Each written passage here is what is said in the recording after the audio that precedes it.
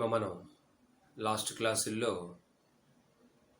Phase rule యొక్క introduction, తర్వాత మనకి అందులో ఉండే టెర్మినాలజీస్ గురించి మనం డిస్కషన్ చేసాం. తర్వాత ఫేజ్ రూల్ అంటే ఏంటో కూడా మనం చెప్పడం జరిగింది. సో ఫైనల్గా ఫేజ్ రూల్ అంటే F+P = C+2. F+P = C+2. So F అంటే డిగ్రీ ఆఫ్ ఫ్రీడమ్ అని, P అంటే నెంబర్ ఆఫ్ ఫేజెస్ అని, C అంటే కాంపోనెంట్ అని, 2 అంటే వేరియబుల్స్ని రిప్రజెంట్ చేస్తున్నాయి, టెంపరేచర్, ప్రెషర్ అని చెప్పేసి మనము అనుకోవడం జరిగింది. అయితే అందులో మనకి హెట్రోజీనియస్ ఈక్విలిబ్రియంలో ఉండే డిఫరెంట్ ఫేజెస్ గురించి చెప్పేది నెంబర్ ఆఫ్ ఫేజెస్. ఆ నెంబర్ ఆఫ్ ఫేజెస్ యొక్క కాంపోజిషన్ని మినిమమ్గా మనం ఎన్ని కెమికల్ ఫార్ములాస్తో రిప్రజెంట్ చేస్తామో అది కాంపోనెంట్స్. తర్వాత ఆ సిస్టంలో ఉండే ఫేజెస్ మరియు వాటి మధ్య, ఆ ఫేజెస్ మధ్య ఈక్విలిబ్రియంస్ ఎన్ని వేరియబుల్స్ చేత మనం మినిమమ్గా డిఫైన్ చేయగలుగుతాం, ఆ కంప్లీట్ సిస్టమ్ని మనం డిఫైన్ చేయగలుగుతాం ఎన్ని మినిమం వేరియబుల్స్ చేత అని అంటే కనుక దాని డిగ్రీ ఆఫ్ ఫ్రీడమ్ అని చెప్పేసి మనం చెప్పుకున్నాం. So F = 0 non variant, invariant అంటే no degree of freedom. So F = 1 mono variant, F = 2 bi variant, F = 3 tri variant. Okay, అంటే F = 0 అంటే మనం ఎవరిని మార్చకూడదు, దట్ ఈస్ ఫిక్స్డ్. F = 1 ఒకటి మార్చి ఒకటి ఆటోమేటిక్గా ఫిక్స్డ్. ఇద్దరిని మనం మార్చుకోవచ్చు, either one variable or another variable. Okay, F = 3 tri variant. అయితే మనకి ట్రై వేరియంట్ మనం చదవం మన లెవెల్కి. సో ట్రై వేరియంట్ చదవం, only non variant, mono variant and bi variant. సరే, మీకు ఈరోజు మనకి చాలా ఇంపార్టెంట్ కాన్సెప్ట్ ఫేజ్ డయాగ్రామ్ అనమాట. ఓకేనా, ఫేజ్ డయాగ్రామ్. సో ఏంటి phase diagram? So phase diagram అంటే that is nothing but a graph అనమాట. అది ఒక గ్రాఫ్ అనమాట. సో గ్రాఫ్ అంటే మనకు తెలుసు కదా, గ్రాఫ్ పేపర్ ఎలా ఉంటుందో సో అలాగే మన డయాగ్రామ్ ఉండడం జరుగుతుంది. గ్రాఫ్కి ఎక్స్ యాక్సిస్ ఉంటుంది, వై యాక్సిస్ ఉంటుంది. సో అలాగే మన ఫేజ్ డయాగ్రామ్ కూడా ఎక్స్ యాక్సిస్, వై యాక్సిస్ ఉండడం జరుగుతుంది. అయితే ఇక్కడ ఎక్స్ యాక్సిస్ మీద ఏమో ఒక వేరియబుల్ ఉంటుంది, వై యాక్సిస్ మీద ఏమో ఇంకో వేరియబుల్ ఉంటుంది. దీన్నే మనం ఏమని పిలిచాము, వేరియబుల్స్ కాబట్టి డిగ్రీ ఆఫ్ ఫ్రీడమ్ అని పిలిచాము అనమాట. అంటే ఎక్స్ యాక్సిస్ మీద 1 degree of freedom, Y axis మీద ఇంకొక డిగ్రీ ఆఫ్ ఫ్రీడము. ఆ రెండింటి డిగ్రీ ఆఫ్ ఫ్రీడమ్స్ మధ్య, అంటే ఆ రెండు వేరియబుల్స్ మధ్య మన సిస్టమ్ ఎలా బిహేవ్ చేస్తుంది, ఓకే, దాని గురించి చెప్పడమే ఫేజ్ డయాగ్రామ్ అనమాట. అంటే the behaviour of the any system, heterogeneous system under the different variables is studied under phase diagram. అంటే ఫేజ్ డయాగ్రామ్ మనం ఏం చదువుతాం అనమాట, ఒక సిస్టమ్ యొక్క బిహేవియర్ ఏంటి. ఓకే, సో ఆ బిహేవియర్ ని ఏ అంశాలు ప్రభావితం చేస్తాయి, సో అలాంటి దాని గురించి అప్పటికి చెప్పేదే ఫేజ్ డయాగ్రామ్. సింపుల్ గా ఫేజ్ డయాగ్రామ్ ఒక graph, X axis, Y axis ఉంటాయి. ఎక్స్ యాక్సిస్ మీద 1 degree of freedom, Y axis మీద ఇంకో డిగ్రీ ఆఫ్ ఫ్రీడమ్ అనేది తీసుకోవడం జరుగుతుంది అనమాట. ఏమా తర్వాత ఈ phase diagram is entirely experimental determined అనమాట. మనం ఓన్గా ఏమి మనం చెప్పము. సో అక్కడ వాళ్ళు ఎక్స్పెరిమెంట్ చేసి ఏదైతే గ్రాఫ్ మనకి ఇవ్వడం జరిగిందో దాన్ని మనము చదువుతామన్నమాట. అంతే తప్ప మనము ఓన్గా ఇందులో చెప్పేది ఏమీ ఉండదు. వాళ్ళు ఎక్స్పెరిమెంట్ చేశారు, సో ఆ బిహేవియర్ ఆఫ్ ద సిస్టమ్ గమనించారు అండ్ డిఫరెంట్ కండిషన్స్. వాళ్ళు గమనించిన తర్వాత మనకు అదే ఆ గమనించిన దాన్నే మనకి గ్రాఫ్ రూపంలో ప్రజెంట్ చేశారనమాట. That is phase diagram. Okay, next ఈ ఫేజ్ డయాగ్రామ్ ఎన్ని రకాలుగా ఉంటుందంటే 2 టైప్స్గా ఉంటుంది ఫేజ్ డయాగ్రామ్.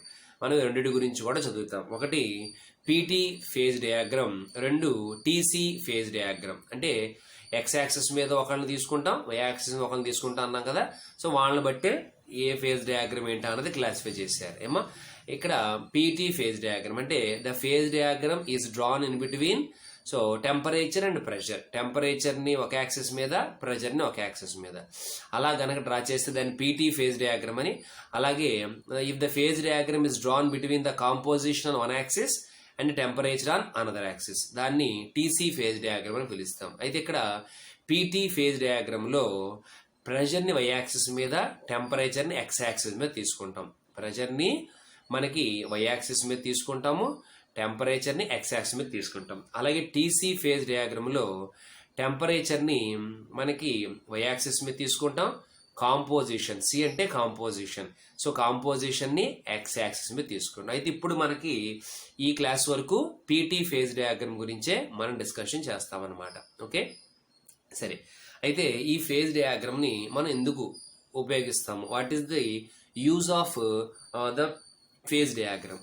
మేజర్గా మనకి ఈ ఫేజ్ డయాగ్రామ్ యొక్క అడ్వాంటేజెస్ ఏంటి అంటే, సో ఫస్ట్ మనకి బిహేవియర్ ఆఫ్ ద హెడ్రోజీనియస్ సిస్టమ్ గురించి మనం తెలుసుకుంటాం. మేజర్గా అందులో ఉండే ఆ హెడ్రోజీనియస్ సిస్టంలో ఉండే ప్రాపర్టీస్, ఆ మెటీరియల్స్ ఏవైతే హెడ్రోజీనియస్ సిస్టంలో ఉంటాయో ఆ మెటీరియల్స్, వాటి ప్రాపర్టీస్ గురించి అండర్స్టాండింగ్ చేసుకోవడానికి ఈ ఫేజ్ డయాగ్రామ్ ఉపయోగపడుతుంది ఏమా. సో అందువల్ల ఇక్కడ రెండవ పాయింట్ చూడండి, the phase diagram are useful in understanding the properties of material. Okay, properties of material ఆ హెడ్రోజీనియస్ సిస్టంలో ఉండే ఆ డిఫరెంట్ మెటీరియల్స్, వాటి ప్రాపర్టీస్ గురించి తెలుసుకోవడానికి ఫేజ్ డయాగ్రామ్ ఉపయోగపడుతుంది. తర్వాత అంటే రెండు పాయింట్ ఫస్ట్ చెప్పాను, 1, 3 సేమ్ పాయింట్స్ అనమాట. అందువల్ల ఇప్పుడు ఆ రెండింటిని కలిపే మనం చెప్పుకుందాం. సో ఇక్కడ మేజర్గా మీరు గమనిస్తే ఇంకొక అడ్వాంటేజ్ ఏంటంటే, ఇంకొక యూజ్ ఏంటంటే ఫేజ్ డయాగ్రామ్లో మీకు సొల్యూషన్స్ గురించి చదువుకుంటారు మీరు. సో ఇంటర్మీడియట్లో కానీ లేకపోతే డిగ్రీలో ఫస్ట్ ఇయర్లో కానీ చదువుకుంటారు.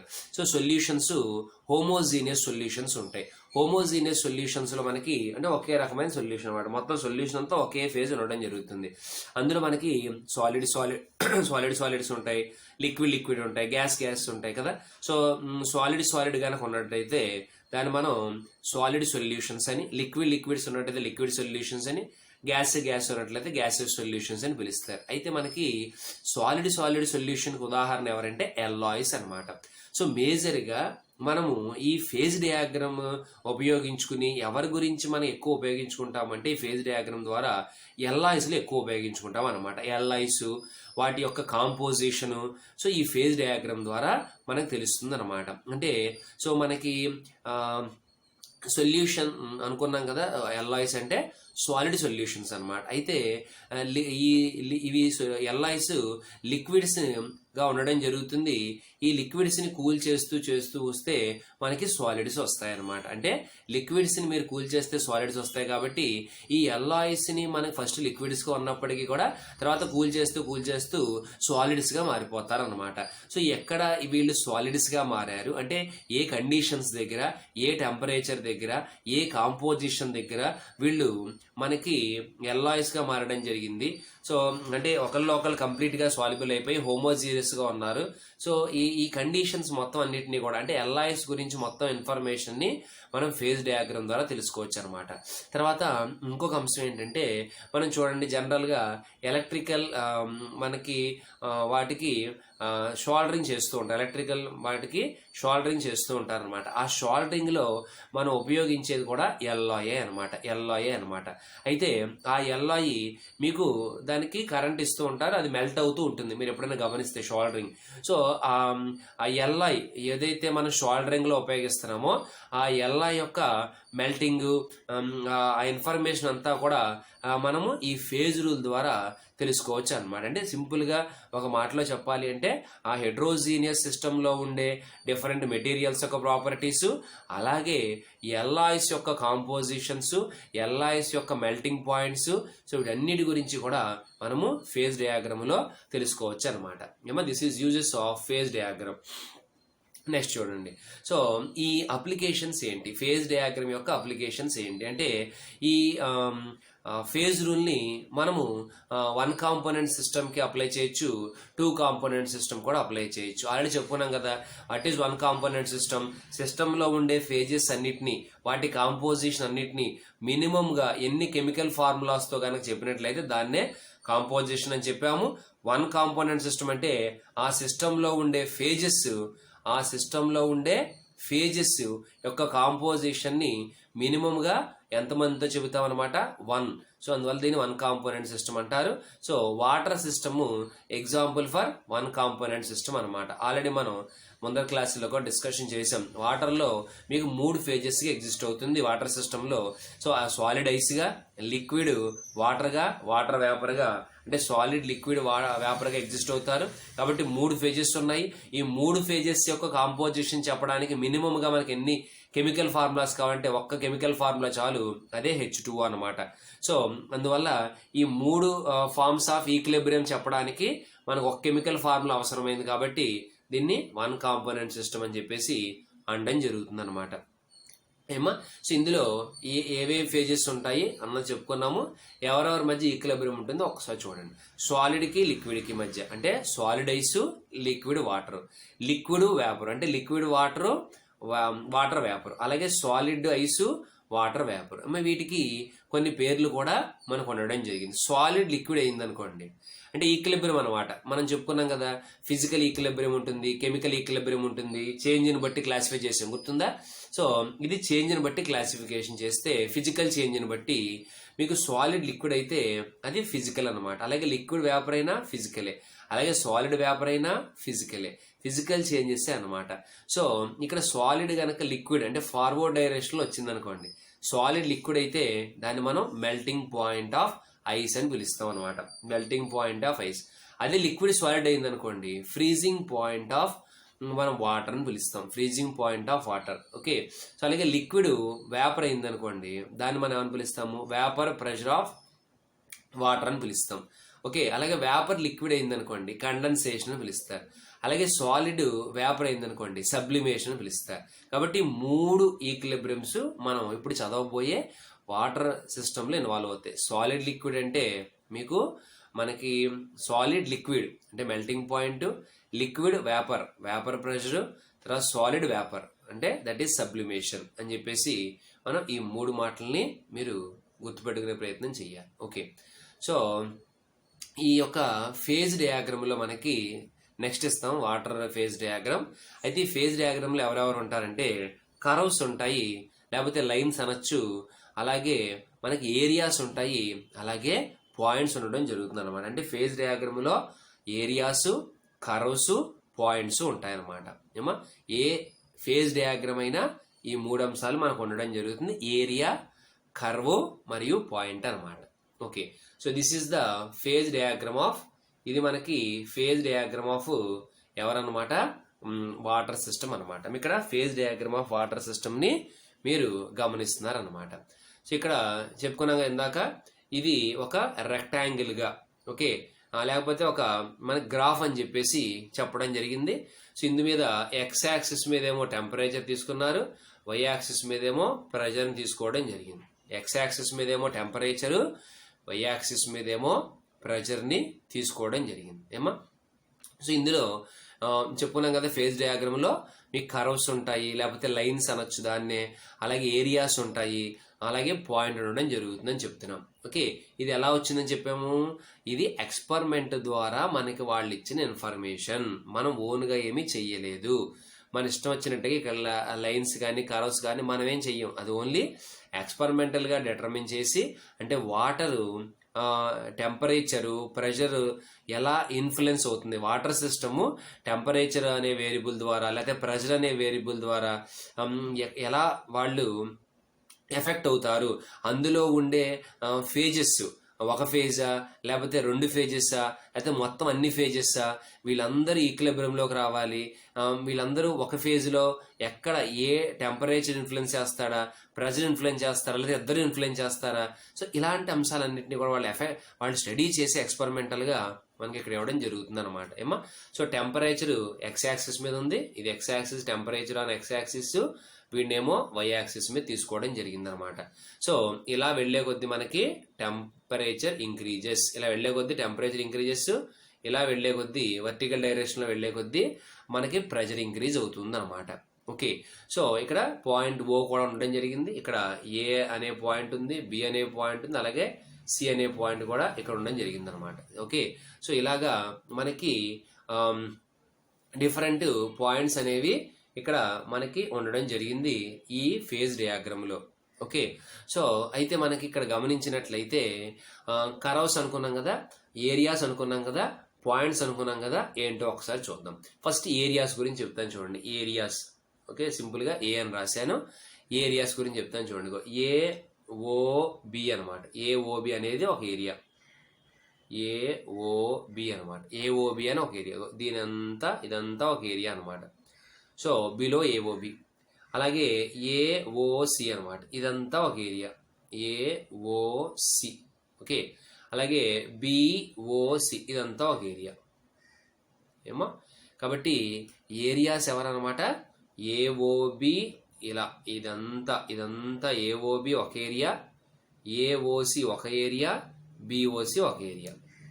సో ఇప్పుడు మనకి ఆ ఏఓసి ఏరియాలో ఏఓసిలో ఎవరుంటారు, ఏఓబిలో ఎవరుంటారు, బిఓసిలో ఎవరుంటారంటే మీరు ఒక విషయం గుర్తుపెట్టుకోండి. ఎప్పుడు కూడా మనకి వన్ కాంపోనెంట్ సిస్టంలో ఏరియాలో ఒకడే ఒకడు ఉంటాడు. అంటే ఒకే ఫేజ్ మాత్రమే ఉంటుంది. ఏరియాలో మీకు ఒకే ఫేజు మాత్రమే ఉండడం జరుగుతుంది అనమాట. అంటే ఏఓబిలో మీకు ఎవరు ఉంటారంటే ఏఓబిలో మీకు బిలో ఏఓబిలో ఎవరు ఉంటారంటే వాటర్ వేపర్ ఉంటుందన్నమాట. Water vapour. ఓకేనా, సింపుల్గా వాటర్ వేపర్ ఉండడం జరుగుతుంది ఏఓబిలో. అలాగే మీరు ఏఓసి తీసుకున్నారు అనుకోండి, ఏఓసి అక్కడ కూడా ఏరియాయే కాబట్టి అక్కడ కూడా ఒకే ఫేజ్ ఉంటుంది. అక్కడ ఎవరున్నారంటే లిక్విడ్ వాటర్ ఉన్నాడు. లిక్విడ్ వాటర్ ఉండడం జరిగింది. అంటే ఏఓబిలో వాటర్ వేపర్ ఉంటే ఏఓసిలో లిక్విడ్ వాటర్ ఉన్నాడు. ఇక బిఓసి ఉంది కదా, బిఓసిలో మీకు సాలిడ్ ఐస్ ఉన్నాడు అనమాట. అది కూడా ఏరియాయే కదా, అందులో కూడా ఒక ఫేజే ఉండడం జరుగుతుంది. అంటే మీరు సింపుల్గా ఏఓబిలోనేమో వేపర్ ఉంది, ఏఓసిలోనేమో లిక్విడ్ ఉంది, బిఓసిలోనేమో సాలిడ్ ఉండడం జరిగింది. ఏమో సింపుల్గా రాస్తున్నాను చూడండి. ఏఓబిలో ఎవరున్నారు? వేపర్ ఉంది. ఓకే, ఏఓసిలో ఎవరున్నారు? లిక్విడ్ ఉన్నాడు. బిఓసిలో ఎవరున్నారు? సాలిడ్ ఉన్నాడు. అంటే ఏఓబిలో వాటర్ వేపరు, ఏఓసిలో లిక్విడ్ వాటరు, బిఓసిలో సాలిడ్ ఐస్.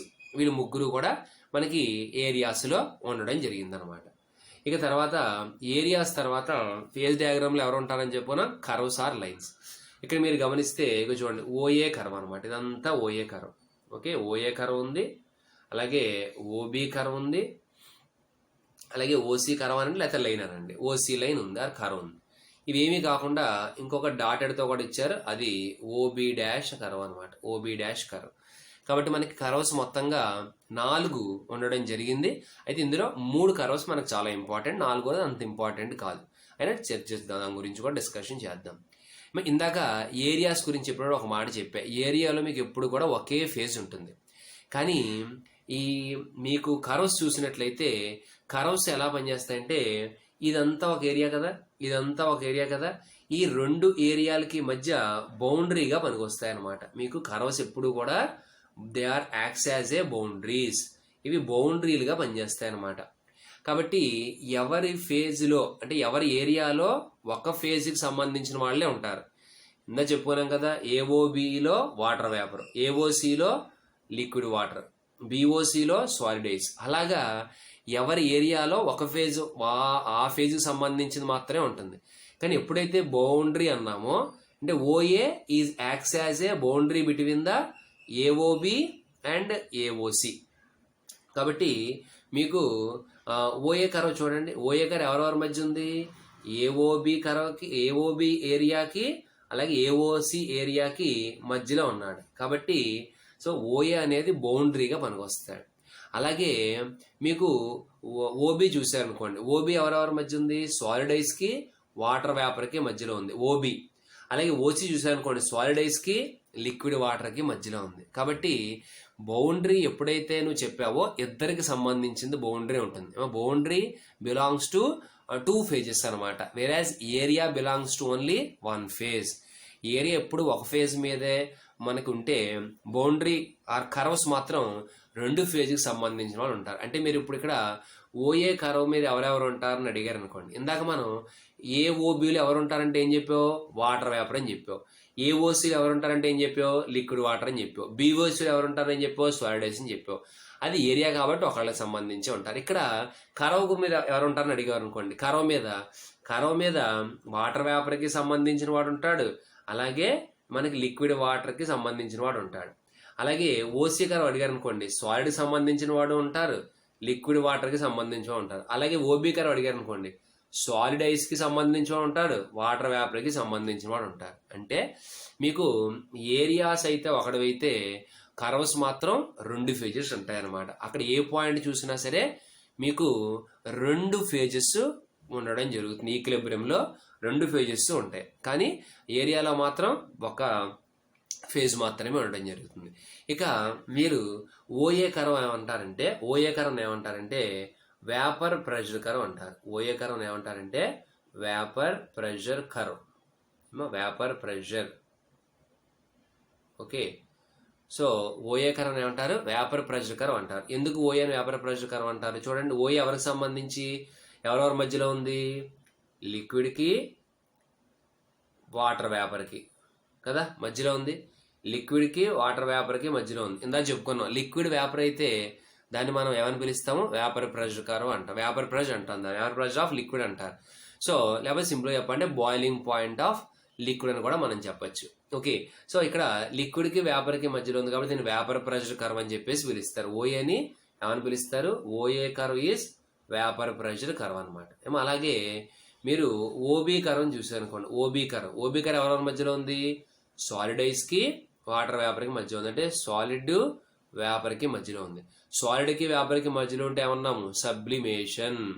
సాలిడ్కి వేపర్కి మధ్యలో ఉంటే ఏమన్నాం, సబ్లిమేషన్. కాబట్టి ఓబీ కర్వ్ అని ఏమని పిలుస్తారు, సబ్లిమేషన్ కర్వ్. మరి దీన్ని వేపర్ ప్రెషర్ కర్వ్ అని ఓఏ కర్వ్ని, ఓబీ కర్వ్ ఏమో సబ్లిమేషన్ కర్వ్ అని పిలుస్తారు. ఇక ఓసీ కర్వ్ చూస్తే అనుకోండి, ఓసీ కర్వ్ ఎవరెవరి మధ్య ఉంది, సో ఓసీ కర్వ్ సాలిడ్ ఐస్కి లిక్విడ్ వాటర్కి ఉంది, అంటే సాలిడ్ లిక్విడ్కి మధ్యలో ఉన్నాడు. సాలిడ్ లిక్విడ్ అయితే ఏమని చెప్పుకున్నాం, మెల్టింగ్ పాయింట్ అనొచ్చు, లేకపోతే దీన్నే ఫ్రీజింగ్ పాయింట్ అని కూడా అనొచ్చు.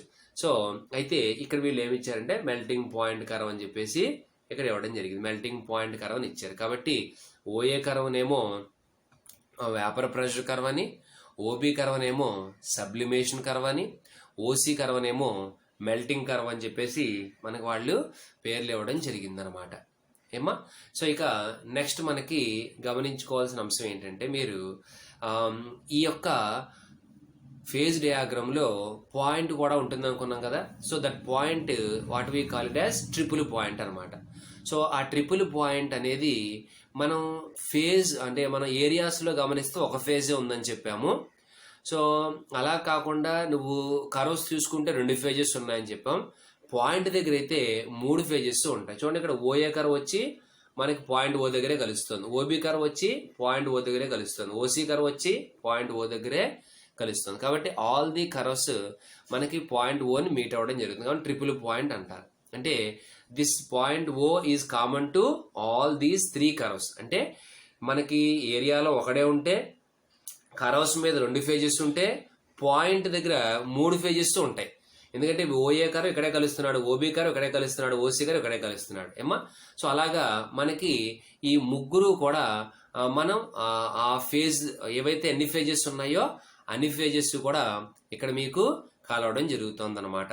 కాబట్టి ఇలాగా కర్వ్స్, ఏరియాస్, పాయింట్ గురించి డిస్కషన్ చేసిన తర్వాత ఇంకొక పాయింట్ కూడా ఉంది ఇక్కడ, ఓబీ డాష్ కర్వ్ అనమాట. ఏమో ఓబీ డాష్. సో ఈ ఓబీ డాష్ని మనం ఏమంటారంటే మెటాస్టేబుల్ కర్వ్ అంటారు దీన్ని. మెటాస్టేబుల్ కర్వ్ అంటే, మెటాస్టేబుల్ కర్వ్ అంటే ఏంటంటే మనకి ఈ వాటర్ ఏదైతే ఉందో వాటర్ని 0 డిగ్రీస్ కన్నా తక్కువ కూల్ చేసుకుంటూ వెళ్తాం.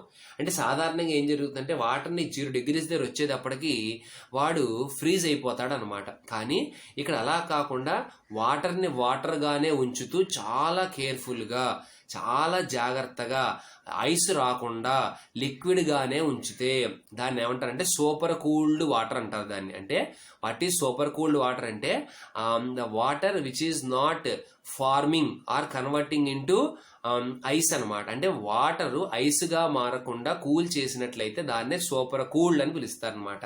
కాబట్టి ఇప్పుడు ఇక్కడ మీరు గమనిస్తే వీడు ఎవరెవరి మధ్య ఉన్నాడంటే వాడు కూడా ఓబీ లాగే ఉన్నాడు కదా. కాబట్టి సాలిడ్ ఐస్ కి వాటర్ వేపర్కి మధ్యలో ఉన్నాడు వాడు కూడా. సాలిడ్ ఐస్కి వాటర్ వేపర్కి మధ్యలోనే ఉన్నాడు. అయితే మీరు కనుక జాగ్రత్తగా చేయకపోతే, కూలింగ్ జాగ్రత్తగా చేయకపోతే వాటర్ ఏమవుతాడంటే ఐస్ అయిపోతాడు. అలాగా వాటరు ఐస్ అవ్వకుండా చాలా జాగ్రత్తగా కూల్ చేస్తూ ఉంటే మనం అటువంటి కర్వ్ ఏమని పిలుస్తారంటే మెటాస్టేబుల్ కర్వ్ అని పిలుస్తారనమాట. మెటాస్టేబుల్ కర్వ్ అనమాట ఏమా. సో మెటాస్టేబుల్ కర్వ్ అని ఈ ఓబీ కర్వ్ అని పిలుస్తారు. అయితే మీరు జాగ్రత్తగా చేయలేదనుకోండి ఏమవుతుందంటే ఈ OB curve OB dash curve ఏమవుతుందంటే ఓబీ కర్వ్లో మెర్జ్ అయిపోతాడు. ఎందుకంటే ఓబీ సూపర్ కూల్డ్ లిక్విడ్ కదా, OB dash super cooled liquid కదా. ఎప్పుడైతే నువ్వు డిస్టర్బ్ చేశారో వాడు ఏమవుతాడు, సాలిడ్ అయిపోతాడు. ఎప్పుడైతే సాలిడ్ అయిపోయాడో ఇంకా ఓబీ డాష్ కర్వ్ ఉండదు అనమాట. అది వచ్చి ఎందులో మెర్జ్ అయిపోతాడు, బీ కర్వ్లో కలిసిపోతాడు అనమాట. బీ కర్వ్లో కలిసిపోతాడు. ఎందుచేత ఆ మొత్తం బీఓసి అంతా కూడా మీకు సాలిడ్ ఐసే ఉంటాడు కాబట్టి. సో ఆ ఓబీ డాష్ మనకి ఓబీలో మెర్జ్ అయిపోతుంది ఎప్పుడు నువ్వు గనక జాగ్రత్తగా కూల్ చేయకపోతే. సో ఇలాగా మనకి ఈ యొక్క ఫేజ్ డయాగ్రామ్లో ఏరియాస్ గురించి చెప్పుకున్నాం. తర్వాతనేమో నెక్స్ట్ మనం ఇంకెవరి గురించి చెప్పుకున్నాం, కర్వ్స్ గురించి చెప్పుకున్నాం, పాయింట్ గురించి చెప్పాం, అలాగే మెటాస్టేబుల్ ఈక్విలిబ్రియం గురించి కూడా చెప్పాం. తర్వాత ఇంకొక అంశం చూడండి. సో నెక్స్ట్ మనకి ఇక్కడ మీకు స్కేల్ ఇచ్చారు, టెంపరేచర్ స్కేల్ ఇచ్చారు, ప్రెషర్ స్కేల్ ఇచ్చారు, ఏదో 374 అని, ఏదో 0.0075, 218 ఇలాంటివి ఇచ్చారనమాట. సో ఏంటి ఇవి అని అంటే కనుక మనము ఈ వీటి గురించి డిస్కషన్ చేయాలంటే ఫస్ట్ మీరు ఒక విషయాన్ని గమనించాలి. మేము ఇక్కడ టెంపరేచర్ ఇలా ఎక్స్ యాక్సిస్ ఇంక్రీజ్ అవుతుంది అనుకున్నాం కదా. సో టెంపరేచర్ పెరుగుతుంటే ఓఏ కర్వ్ కూడా ఇంక్రీజ్ అవుతూ వస్తుంది. అలాగే టెంపరేచర్ తగ్గిస్తూ ఉంటే ఓబీ కర్వ్ కూడా తగ్గిపోతుంది. ఇంకా ఓసీ కర్వ్ చూసానుకోండి, ప్రెషర్ ఇంక్రీజ్ అవుతూ ఉంటే మాత్రం ఈడు ప్రెషర్ యాక్సిస్ వైపుకి వాలిపోతున్నాడు అనమాట. అంటే ఓసీ లైన్ మీద ప్రెషర్ ఎఫెక్ట్ చెప్తున్నాము, ఓబీల మీద టెంపరేచర్ ఎఫెక్ట్ చెప్తున్నారనమాట.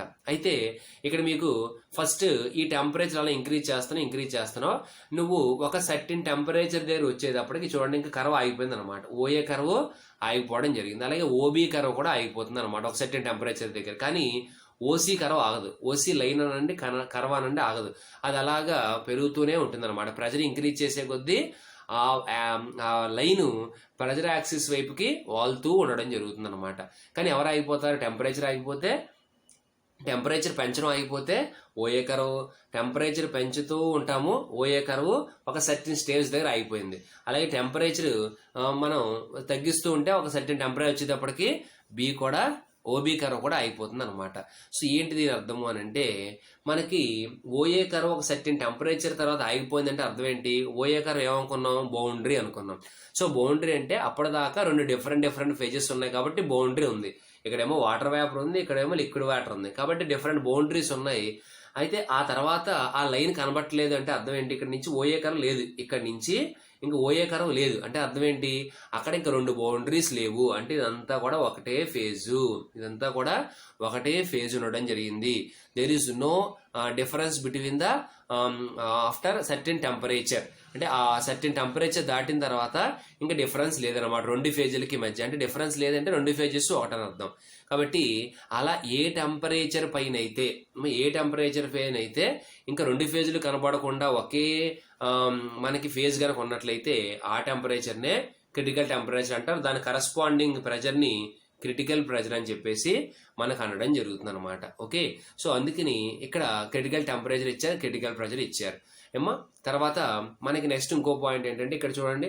సో 0.1 అన్నాం కదా, అక్కడ అవి ఎక్కడెక్కడంటే 0.0075 degrees, 4.58 mm of Hg. అంటే మొత్తం ట్రిపుల్ పాయింట్ దగ్గర 3 ఫేజెస్ ఈక్విలిబ్రియంలో వస్తాయనుకున్నాం కదా. ఆ 3 ఫేజెస్ ఈక్విలిబ్రియం రావాలంటే అదే టెంపరేచరు అదే ప్రెషరు మనం ఇవ్వాల్సి ఉంటుంది. సో నువ్వు డిఫరెంట్ టెంపరేచర్ ఇస్తే డిఫరెంట్ ప్రెషర్ ఇస్తే 3 ఫేజెస్ ఈక్విలిబ్రియంలోకి రావు. అంటే ఒక ఫిక్స్డ్ టెంపరేచరు ఫిక్స్డ్ ప్రెషర్ దగ్గర మాత్రమే ఆ 3 ఈక్విలిబ్రియంలోకి వస్తాయన్నమాట. సో ఎక్కడెక్కడ అన్నది ఇక్కడ మీకు ఈ నెంబర్స్ రూపంలో ఇవ్వడం జరిగింది అనమాట. కాబట్టి మొత్తంగా ఫేజ్ డయాగ్రామ్ ఆఫ్ వాటర్ వచ్చేసింది కదా.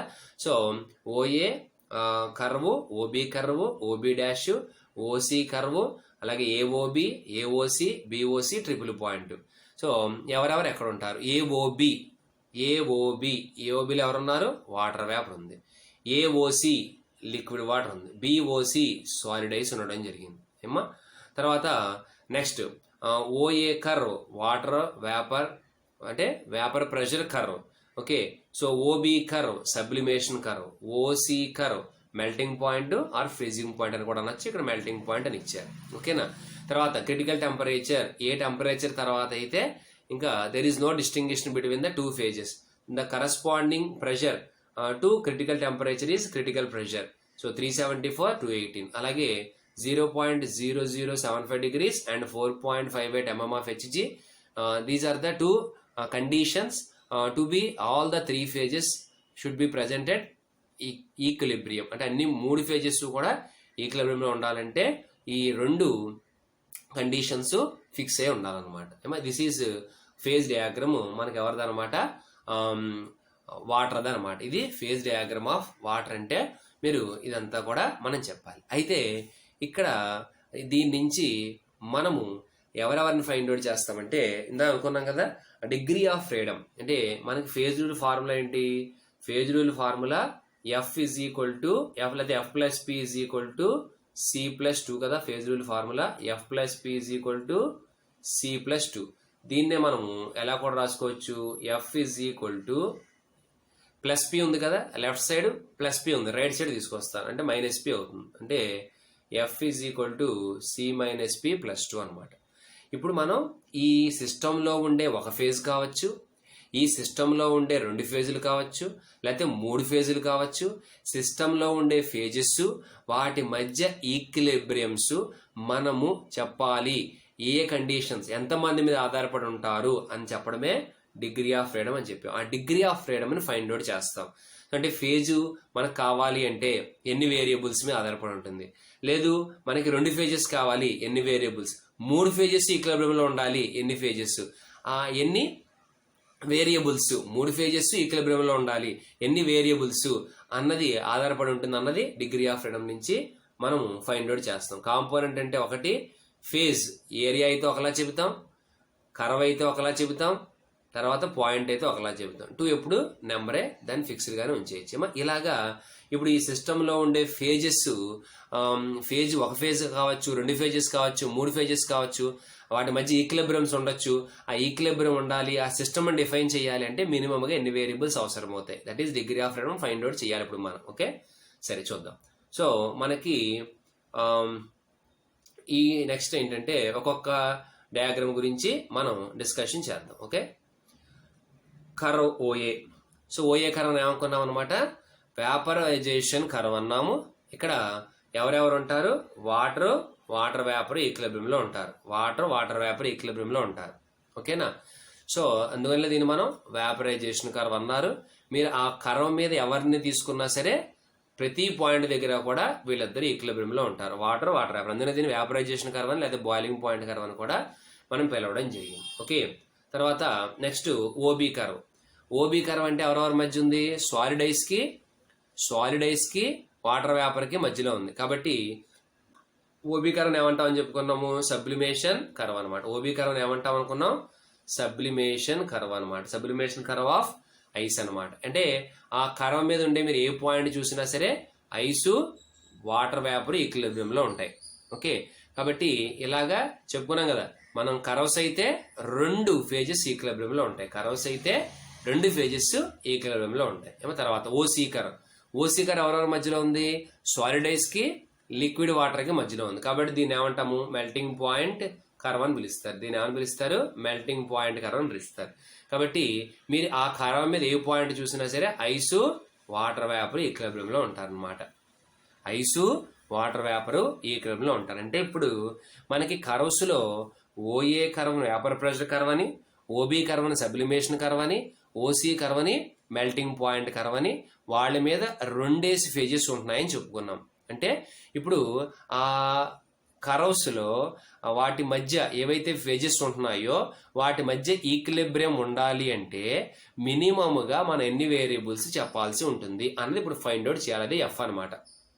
ఓకే, సో అది ఎలా ఫైండ్ అవుట్ చేస్తారో చూద్దాం. తర్వాత చేసే ముందర ఇంకొక మాట.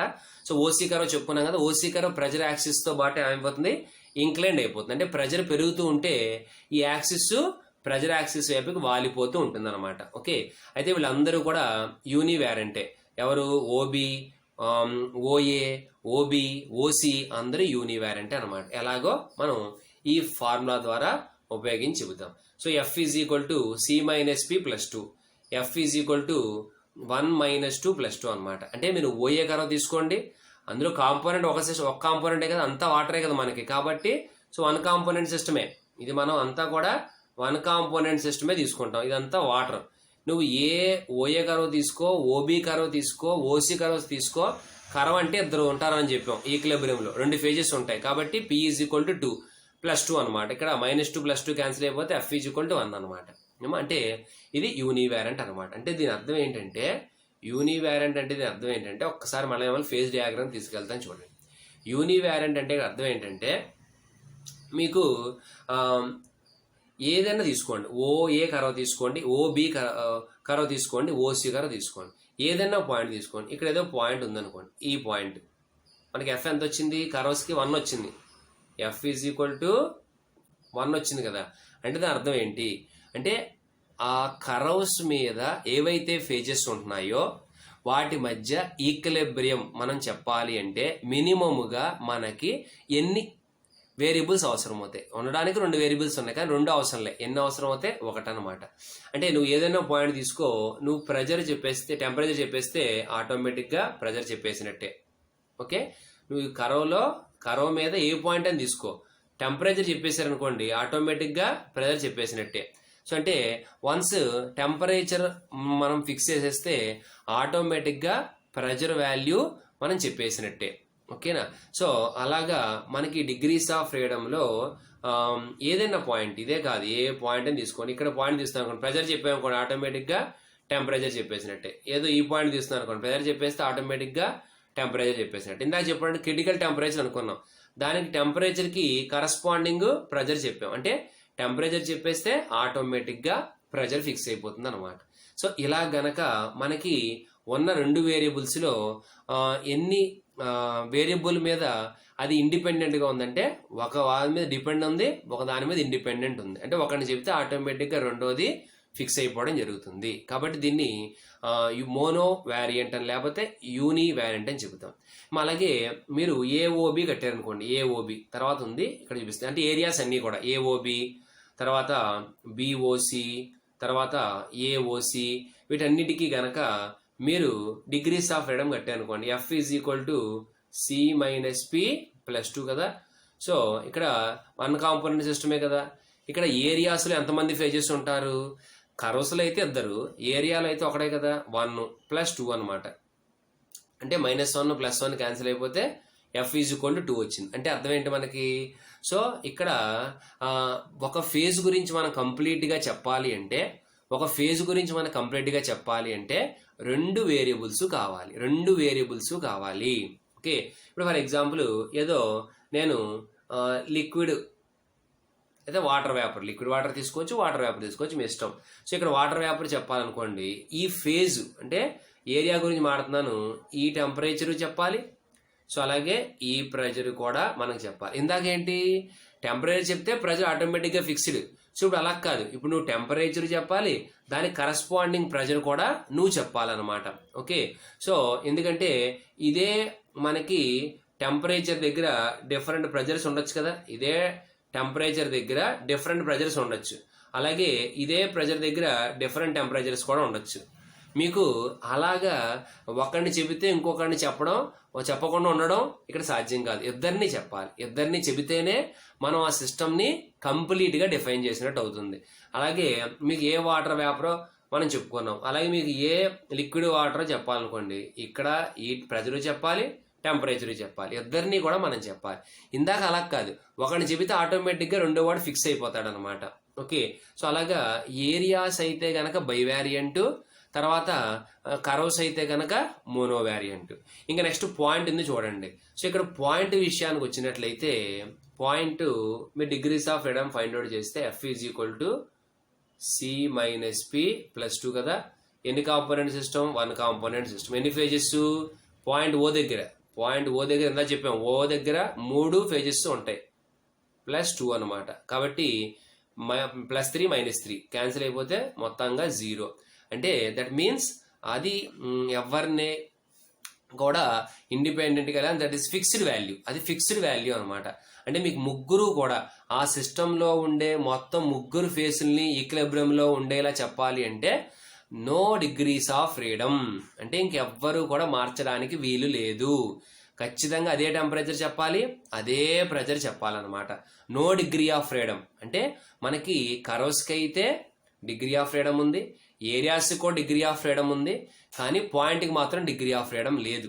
ఓకే, కర్వ్కి అయితే గనక మనకి కర్వ్కి అయితే మోనో వేరియంట్ ఉంది, టెంపరేచర్ మీద డిపెండ్, ఆటోమేటిక్గా ఇంకోటి ఫిక్స్డ్.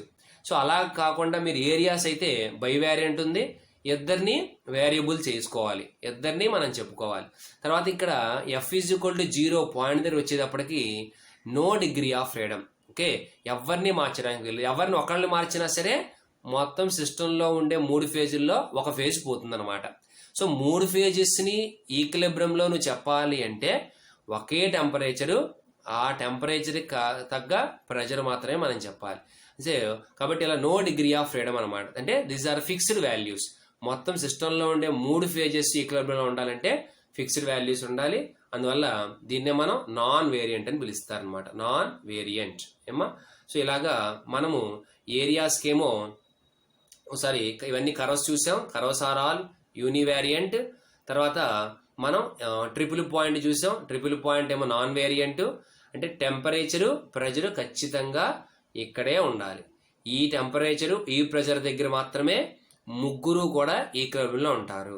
కాబట్టి నో డిగ్రీ ఆఫ్ ఫ్రీడమ్, వాడికి మనం ఏ ఒకటి మార్చినా ముగ్గురులో ఎవరో ఒకళ్ళు డిసప్పేర్ అయిపోతారు. ఓకే, తర్వాత అలాగే నెక్స్ట్ మనకి ఓబీ కర్వ్ గురించి చెప్పుకున్నాం కదా. It is a curve, it is a equilibrium which exist between super cooled water and vapour. Super cooled వాటర్కి వేపర్కి మధ్యలో ఉంటుందని చెప్పేసి మనం దీన్ని చెప్పడం జరిగింది అనమాట. ఏరియాస్ సో చెప్పుకున్నాం కదా, ఏఓసి, బిఓసి, ఏఓబి ఏరియాలు వాళ్ళందరూ కూడా బై వేరియంట్ అనమాట. వాళ్ళందరినీ కూడా మనం ఫైండ్ అవుట్ చేసాం కదా, బై వేరియంట్. అంటే టెంపరేచర్ని చెప్పాలి, ప్రెజర్ని కూడా చెప్పాలి. It is essential to specify. So ఇద్దరిని చెప్పాలి, టెంపరేచర్ని ప్రెజర్ని ఇద్దరిని చెబితేనే మనం ఆ సిస్టమ్ని, ఆ ఫేజ్ని కంప్లీట్గా డిఫైన్ చేసిన వాళ్ళం అవుతాం అనమాట.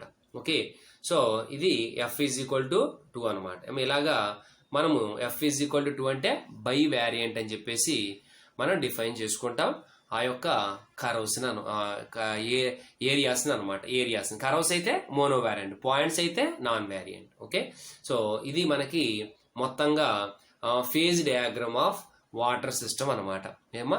కాబట్టి ఫేజ్ డయాగ్రామ్ ఆఫ్ వాటర్ సిస్టంలో మనకి కర్వ్స్ ఉంటాయి, ఏరియాస్ ఉంటాయి, పాయింట్స్ ఉంటాయి.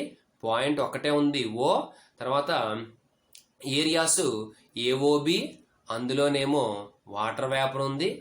తర్వాత ఏఓసి, అందులో ఏమో లిక్విడ్ వాటర్ ఉంది. తర్వాత బిఓసి, అందులో ఏమో సాలిడ్ ఐస్ ఉన్నాడు. తర్వాత ఈ ఏరియాస్ అనేవి మనకి బై వేరియంట్, అంటే ఇద్దరిని మెన్షన్ చేయాలి.